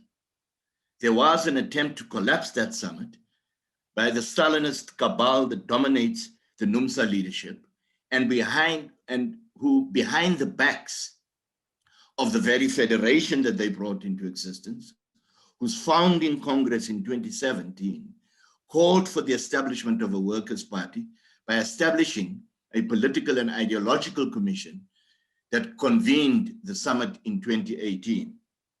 And then, sensing that such a development was possible, having failed to meet their promise to create a workers' party through their Special National Congress in 2013, and then failed to keep the postponed promise to have the party ready in time for the 2016 local government elections, decided consciously to create the SRWP behind the backs of its own members and that of SAFTU. If the SRWP was rejected, it's entirely the result of the fact that the most important voice there was the rank and file of the NUMSA members, who were basically saying, this is not the party we had in mind when we asked you, the leadership, to convene the Special National Congress in 2013. Theoretically, the SRWP in an electoral system where between 30 and 35,000 votes can get you a seat, could easily have achieved 10 seats with the families of those workers, with the support of the further 300,000 SAFTU members and their families. It could even have emerged as the biggest opposition party in parliament. But it was consciously calculated to cut across the process which they had lost control over within SAFTU itself. I want to conclude on this point, that process has now been revived. The decision of SAFTU to resuscitate the Working Class Steering Committee, and which steering committee set into motion a process of the establishment of working class summit structures in every province, and to ask people to write papers which needed to be discussed in all the provinces. That process, unfortunately, is now stuck. And unfortunately, the reason for that is that the leadership of SAFTU, Comrade Vavi in particular, has run for the hills in the face of the renewed attempts on the part of the SRWP to collapse the process. But I don't think that people who are serious about assisting the creation of a workers' party should be deterred by what I believe to be the temporary paralysis within the Working Class Steering Committee, to whom, by the way, myself, sitting on that body, presented a paper proposing that we should set a date for the launch of the Workers' Party so that we can give all working class communities throughout the country a central point of reference, and to put us in a position to set dates as milestones by which we can measure the unification of all the struggles of communities, of students and youth, and of organized workers everywhere, and evaluate our progress, and if necessary, change the date. That's how to communicate your seriousness to communities. I'm from the Marxist Workers' Party. We've taken the initiative of organizing workers who are not organized the EPWP workers. We now have in a number of provinces structures in place. We will use those structures to create working class summit structures in the provinces and hope to exert pressure on the steering committee to come out of its stupor and its paralysis and to proceed with that process. And I'm calling upon Abahlali to join with us in that effort in all the provinces that they have structures. Let's create them. Let's go directly to workers and youth and to communities and bring those structures into being and demand the resuscitation of that process within the Working Class Summit Steering Committee. It's regrettable that Vavi, having proposed that the Workers' Party paper I was asked to draft should be entitled Why the 2018 Working Class Summit decision to launch a Workers' Party was correct, has now publicly repudiated the calling of a Workers' Party. I think that he needs to be called to order. Software is not his personal property. This is a process demanded by workers themselves. The last point I'll make is this. I think it's not correct, as Comrade Rani did, to say that the masses support the ANC. There is a certain level of historical inertia that ensures a certain vote for the ANC. But for the first time in 2019, the number of people who either registered, the number of people who are eligible to vote, registered or not, who actually cast their votes, fell below 50%. That's an indictment and a withdrawal of the consent to be governed, not only by the ANC, but all of those parties in parliament. The masses want a workers' party. That much is clear. It's the responsibility of the organized workers in particular around which such a party has to be anchored. And in this instance, it must be anchored around SAFTU, that all initiatives of this character should be oriented. Can you draw your march to conclusion, Vice-Man? Okay, last point, the very last point I will make is this. I think that we have to be abundantly clear. The conditions for a New Deal, Keynesianism, and the social democracy of the post-war years is finished. We must demand, of course, on the state to make all the monies available to fill jobs and so fill vacancies, improve service delivery and all that. We must have no illusion, though, that it is possible on a sustainable basis. And therefore, we have to be unambiguously clear that a workers' party is needed to abolish capitalism and establish a socialist society. And only the organized working class can lead that process and provide leadership to the whole of society, including attracting even sections of the middle class who are threatened with pauperization by a new and qualitatively different level of crisis of world capitalism in South Africa at the basis. So all is not lost. Let's shed our sackcloth and ashes. The working class will respond if we come with a clear program, a clear plan, and unite to defeat the ANC in the next elections. It's not ruled out, but at least emerge as the biggest party if the ANC avoids a split or even if it stays together before 2024. And we are faced with a capitalist coalition government. That is what we need to point out and call upon the working class to enter the struggle on that level.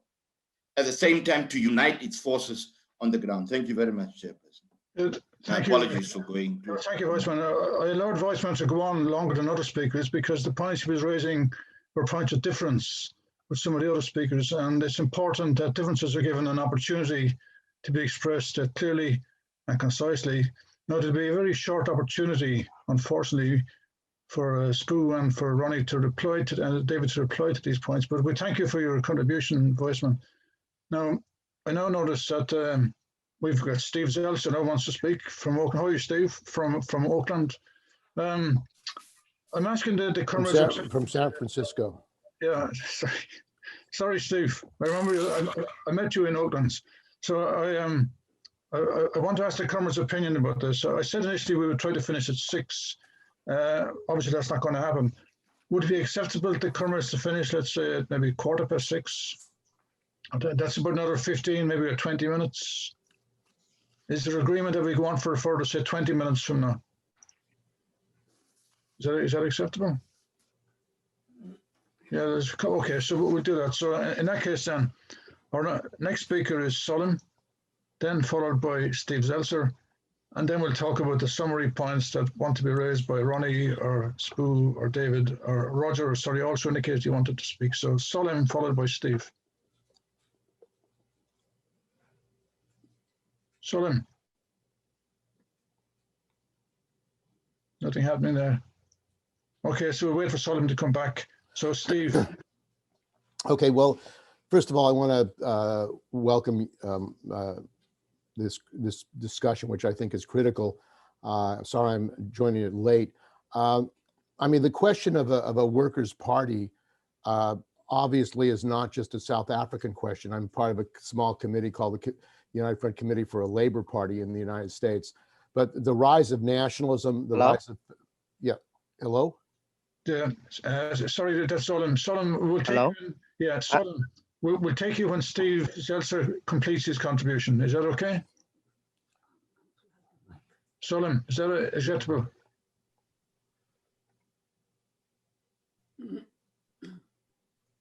The Solon can go first if you want. I don't have a problem. Well, Solon, do you want to Okay. speak now? Solon. I think he's having trouble with his Wi-Fi. Okay. Hello? Yeah. Can you speak now? Yeah, there's a Wi-Fi problem, Solon. We can't hear you. So if it's okay with you, we'll allow Steve to continue, and then we'll come back to you. Okay. Okay, so yeah, I mean, the question of a workers' party, of a mass workers, the question of a mass democratic. You're breaking up, Solomon. I think the connection is a problem. Anyway, so I'll continue. We just have to proceed as we are. I'm Okay. sorry, Solon. Steve, you just continue and we'll see what happens Yeah, next. okay, so the question of a mass workers' party is a central question, not just in South Africa, but in many, many countries of the world. And I think that the crisis now with COVID, the economic crisis, the climate crisis combined has catastrophic dangers for the world working class, the future of humanity. I mean, not only the working class, the future of humanity.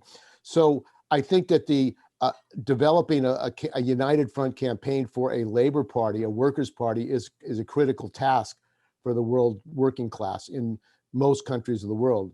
And I think that the rise of social democracy in the United States with the DSA is an example that the particularly young workers are turning left in the United States, that they're looking for a working class program, they're working for a working class alternative.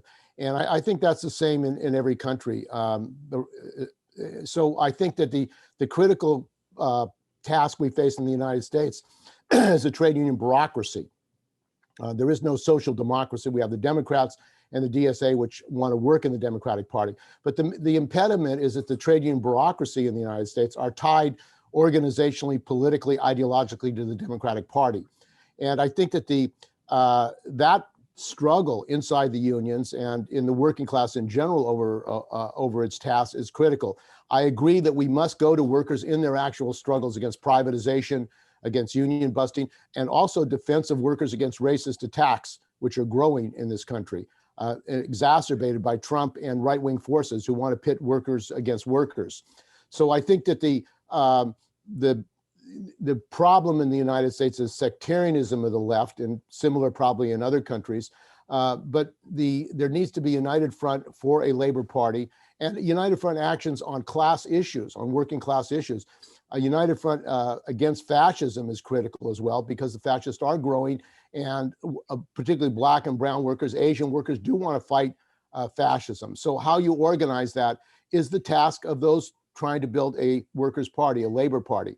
Yeah, and so I think that they're combined actually in this epoch that we're in. The question of the United Front for a Workers' Party, a mass democratic Workers' Party with the socialist program, and United Front on particular issues like privatization, like racist attacks, fascism. These I think can be connected. And I would say that, I mean, going forward, we need an international debate on the different experiences in the fight for a Workers' Party, a Labor Party around the world. So we can have a discussion and debate what are the issues and what can we learn from each other on a global level on this fight for a mass Workers' Party in the United States and other countries around the world. So I welcome this discussion. I think it's important. The last point I'm going to make is, for the first time in the history of the working class now, we have the opportunity, because of communication technology, because of Zoom and others, to have a global debate and discussion. And we've got to use those tools to have this debate. I mean, in the past, it's been impossible for workers around the world to come together and have a discussion about their concrete struggles or experiences or situations and solidarity. And the last point I'm going to end on, we've been involved in the fight for the Namibian Mine Workers Union at Rossing, because here you have SWAPO, a radical petty bourgeois party in power, working with capitalists, imperialists, and now the Chinese to crush the trade union movement in the mining industry. And this is, they're using tactics, union busting tactics, firing the union leadership at Rossing, the entire union leadership.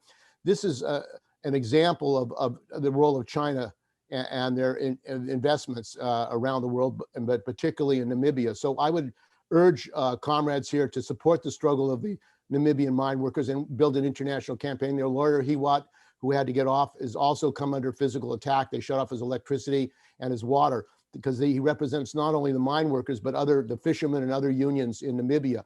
And one of the points we have to understand is there's been complete silence by SOFTU, by NUMSA and COSATU about the struggle of the brothers and sisters in Namibia, even though we've appealed to them. So again, it shows a failure, political failure, to support brothers and sisters unionists right next to South Africa. We need internationalism. We need to build an international working class movement, and we have to start struggling together. And I think we can do it and build the kind of movement we need. Workers are hungry for answers in the United States, and the same in South Africa. There's explosion of gangsterism whipped up and racialism. Workers do not want to see that. They don't want to see that in the United States. That's why a large number of workers voted for Obama. I don't support Obama, but they wanted somebody who had a solution. They didn't find that in Obama. But the fact is, workers are looking for a solution. We have to provide that. And if we don't, we will have fascism. We will have defeat of the working class. Thank you, brothers and sisters. Thank you, Conrad. It's a valuable point there that the call for a Workers' Party isn't unique to South Africa. We had the same experience in the United States, in Britain, many countries of Europe. I live in Ireland with the same experience in Ireland. This demand for a Workers' Party is universal, and we'll have lots of experiences in common. And the idea of having a sharing experience and having a common discussion about that common demand is very significant. Now I'm going to try once again to see, can we get Solim to come in? Solim. Okay, so there's obviously a problem with the Wi-Fi connection. So in that case, we'll take a brief summary of the issues from Ronnie, followed by Spoo. So Ronnie, if you want to make any kind of brief points in summary.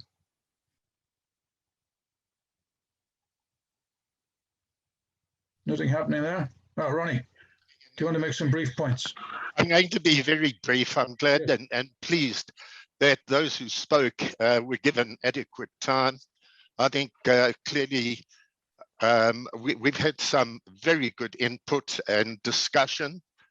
I really feel that the point about South Africa not being an exceptional case in relation to attempts to establish a revolutionary workers' party is extremely important. It's not easy.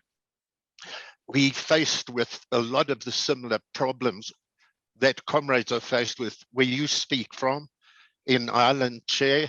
I'm quite well connected with the Irish movement, from Sinn Féin to People Before Profit. And I'm very close to John Molyneux and comrades like that. And I've lived with him there. I know the incredible hard work of the small group of comrades based in Dublin, with John and his wife and so on, outstanding comrades, how they have sweated and toiled to win a few seats for people for before profit. It really is an immense job. And when we look elsewhere at these attempts to create a working class party as an alternative, or where none exists, it's extremely difficult. And we shouldn't feel that it can just be achieved very easily, which is exactly why, along with Jabu there, the young lady who comes from Durban originally, when she cites the role of the United Democratic Front, the mass democratic movement in South Africa in the 80s, and we can go back to David Hempson's experience in 1973, following the Namibian workers' strikes the year before, by the way, which certainly contributed to the rising militancy of the workers, first of all in Durban and elsewhere, that there have been moments in South African history where the ANC, the alliance, if we call it that, with the Communist Party and so on, with their domination, has been challenged. And I made the point in terms of motivating for a broad left party movement, which would help create the conditions for the emergence of a revolutionary workers' party in South Africa, is, as I think it was you who put it, or somebody else, Steve Zaltzman, that this goes in, it's hand in glove with creating the conditions for the emergence of a revolutionary working class party. I always listen to Comrade Wiseman with interest. I believe that he is incredibly optimistic when he says that if they get things right with SAFTU, they'll be able to stand as a workers' party in 2 years' time and achieve a great success. I think that is really looking at things through rose-tinted spectacles. It's very, very difficult. It needs protracted work. It needs roots amongst the trade unionists, amongst labor and the working class and the unemployed and the social movements in South Africa, which is what I believe this call must project. So that's the main point that I take from this meeting. I want to say to Wiseman that I'm not saying that the masses support the ANC, and that's that. The vote has been dropping dramatically. The point that I made was that when the people and the masses in South Africa who vote for the ANC, until they see a possible alternative to the ANC, which they don't at present, they don't, you'll find that 50% of them will elect the ANC and believe that's where the grants and the 350 Rand a month or whatever will come from. Thank you very much. Thanks, Ronnie. Sbu, do you want to say something briefly? Sbu? You're muted. You're muted, Sbu, yeah. Yeah, well, I'm sorry I disappeared because of the network failure on my side. I was listening very carefully and with interest the articulation Wiseman has brought up. But briefly, I think we have a serious challenge as a working class. I think we should acknowledge that. And part of what we are putting forward here, I also had a bit of a feeling that we may be duplicating. So I do want to accept the points that Wiseman made, that of course there are a number of similar initiatives and we are not in competition. And in no ways we would want to undermine whatever initiatives have come up first. But I think we need to have a serious conversation. And one of that would somehow try to identify these initiatives that are already in place, because we are not in competition and we are not having this conversation because we undermine the other initiatives that are there. So I think at some point we would need to identify these initiatives. What are these initiatives? Who is involved? Before we continue to repeat and repeat similar initiatives that are going nowhere.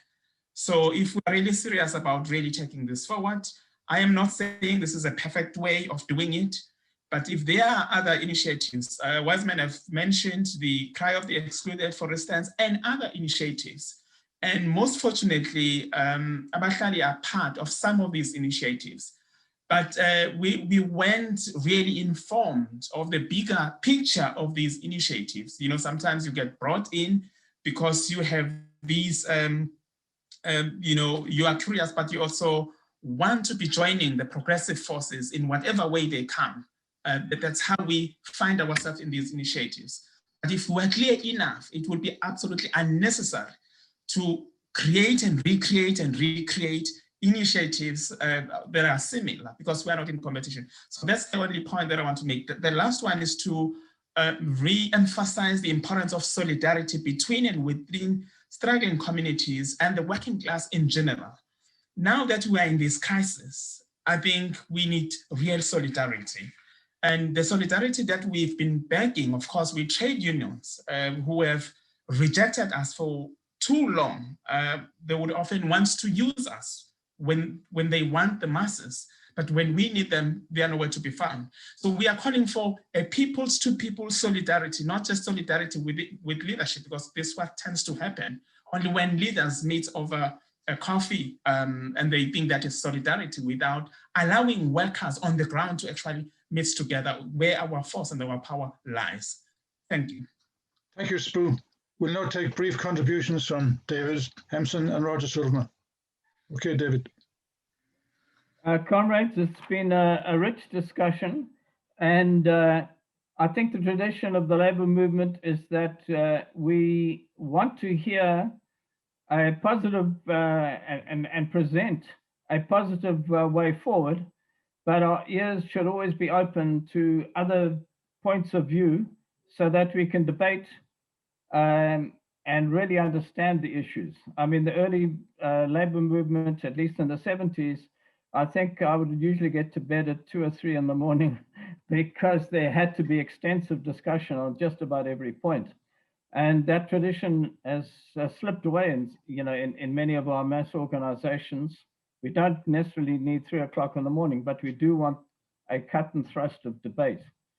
Can I say that the main, well, one of the images I've got in terms of a workers, the formation of a workers' party is that of the Workers' Party in Brazil, the PT. Now, I'm not saying this is a model. I'm just trying to look and see how actually a workers' party was formed. And it was formed with all kinds of organizations which are not actually part of the labor movement, although the Metal Workers Union was right at the center. And our hopes of the NUMSA was that we would see just that again in the broadest possible ramification. So what I think we are understanding is that where the labor movement, where let's say the organized structures of the labor movement, do not move forward, we find that there are movements elsewhere because we have a political vacuum. And that vacuum has to be filled by one way or the other, and hopefully by a workers' movement actually linking up in every possible dimension to be able to build what we want to see in the end, a genuine mass workers' party, which will reflect all the different ideas, and we've heard many ideas here today, and to debate those through and through until we come up with the conclusion which you want to see, which is actually the abolition of capitalism and the installation of a socialist Southern Africa. I want to thank the Namibian comrades for coming in. I'm abashed. I'm really ashamed when I hear pleas to the South African working class from the Namibian workers. Let us remember, it wasn't the 73 strikes in South Africa which really got the revolution in Southern Africa moving. It was the 71, 72 general strike in Namibia. I was there in February, March 1972 and met with the comrades in Walvis Bay and elsewhere. I didn't even know, who I was meeting because it was very difficult. But let's just make the point. It was a semi-colony, well, actually then a colony of South Africa, which showed the way forward in the struggle. And now we want to see the work that was undertaken by stalwarts then, and I see Keshi is here. He could actually give us a long story about all the struggles there in the canning factories and elsewhere, because he was a leading participant in that struggle. We are trying to reconnect all the roots and all the channels of the labor movement to be able to represent ourselves, the working class and its political instrument, and effectively in the task that we have. At the moment, we see, if I have to say it, paralysis. The shame that the South African labor movement has not responded to the Namibian struggle in Rosing and the fishermen and so forth, I really feel quite personally. We have to resuscitate all efforts which there have been made, to be able to get the initiatives which we've heard about, in movement again. And Wiseman made, some telling points. The difficulty we have is that we want to see how we can link up. Everyone should be able to link up, with those processes and bring in every possible point of support, to be able to take that forward. We want to work in a non-sectarian way. I think that's clear. We want to see the common movement coming together, maybe not initially with a socialist program, but at least to put the arguments there and consistently, put those forward. I think Spoo's made a very important point when he finds that even on the left, even in the democratic movement that we espouse, there's top-down revolutionary politics. People are having meetings, all kinds of things are happening. We usually read about them some weeks or months after, but actually we are not really getting together with ordinary common working class organizations of working people. And sometimes we are very sectarian or very, well, let's say hypercritical of each other, even more hypercritical of each other on the left and in the labor movement than sometimes of our oppressors. And that has to change. We have to approach each other in modesty and humility and trying to build what we have, what we have to do. So in a way, if I could just put forward an analogy, Spoo's talked of people-to-people engagement. In other words, working at the base. Maybe I could add another idea, which is rolling mass action. Maybe not quite in terms of rolling mass strikes, but rolling engagement. In other words, we will see, initiatives taking place all the time. My brother's reporting initiatives already taking place in Maritzburg and Durban, to fill the part of the political vacuum that's there. We have to know what's going on and to be able to link up and even to take initiatives where we can, to build. So in all humility, I put forward that idea. I think if we could continue the idea of a call for action, Wiseman, you're welcome to criticize and to put forward alternative ideas or to make those links. Let's see how we can, how we can do that together. And where you feel there's not an addition, it's a subtraction, say that. I think we're wide open to that, but I do feel that we're dealing now with some really important elements.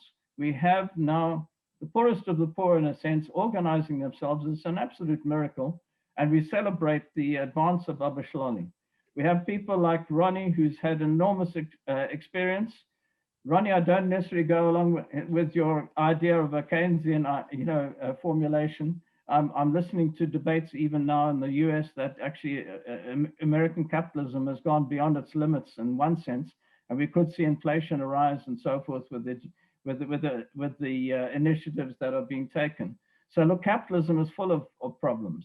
We do want to advance beyond those, but we do need to also take into account the ideas which seem to gain currency among the working class leadership and feel that there is an alternative way. We have to debate these things through and through, and not in a sharp way, but actually with deep understanding and raise our theoretical level enormously.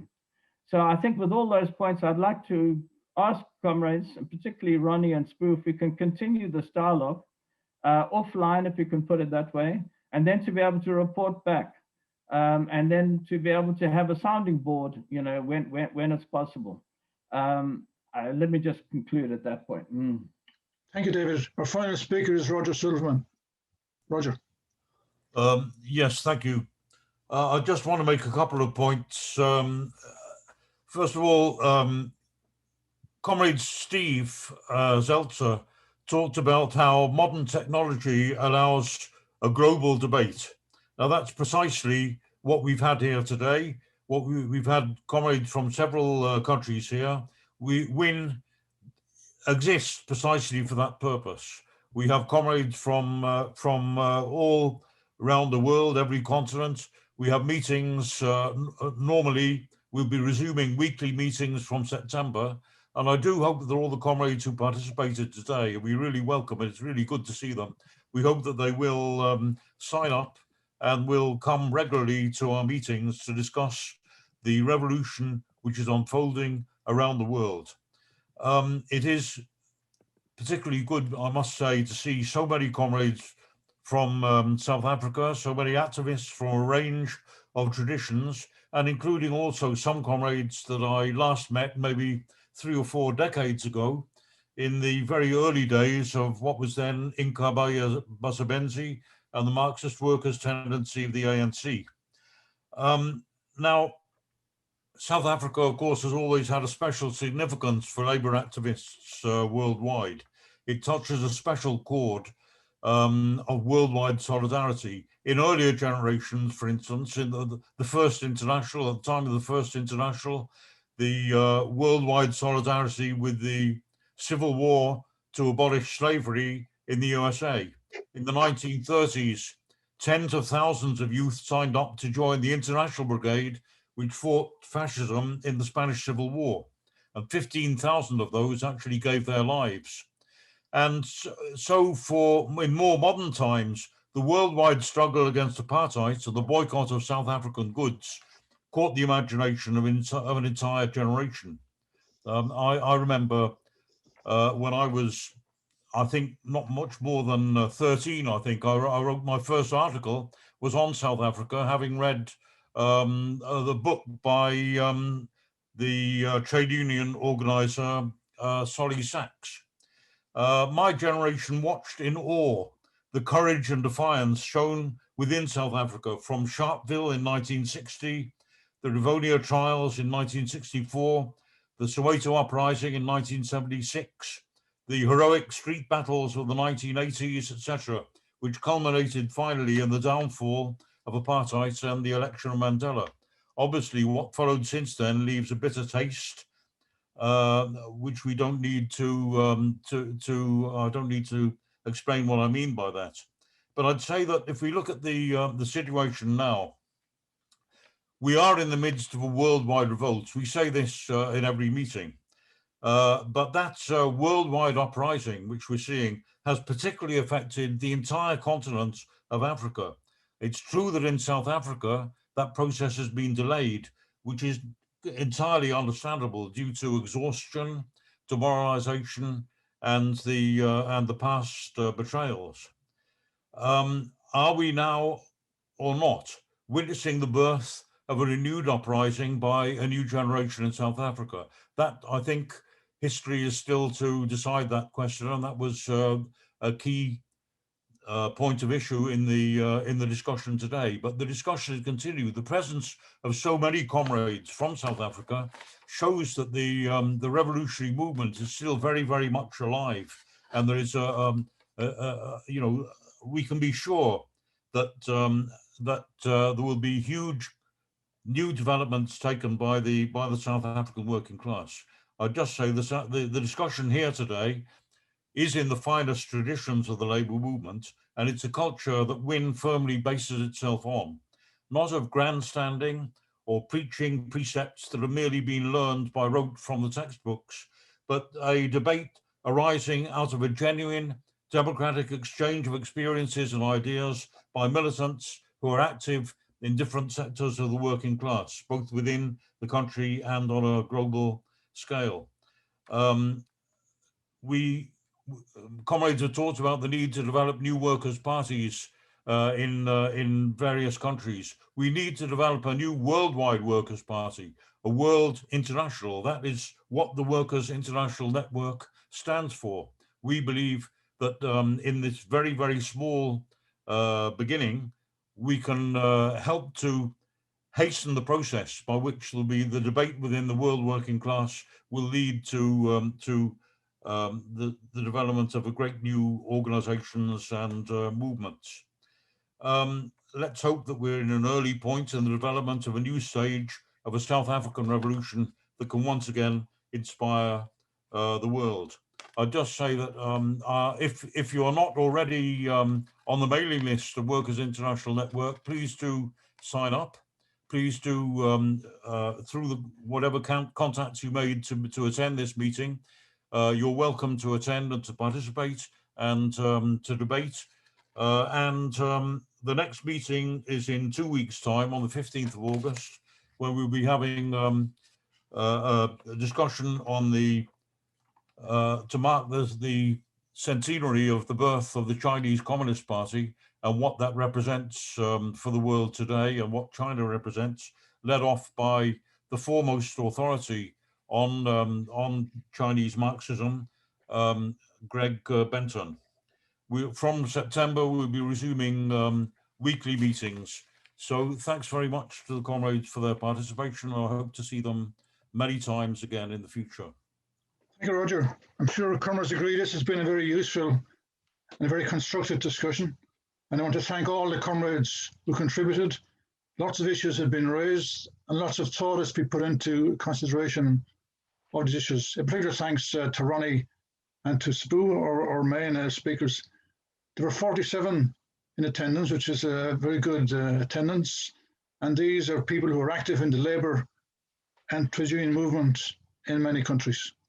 So as Roger has explained, we'd like comrades to come to future meetings and to become further involved in our discussions.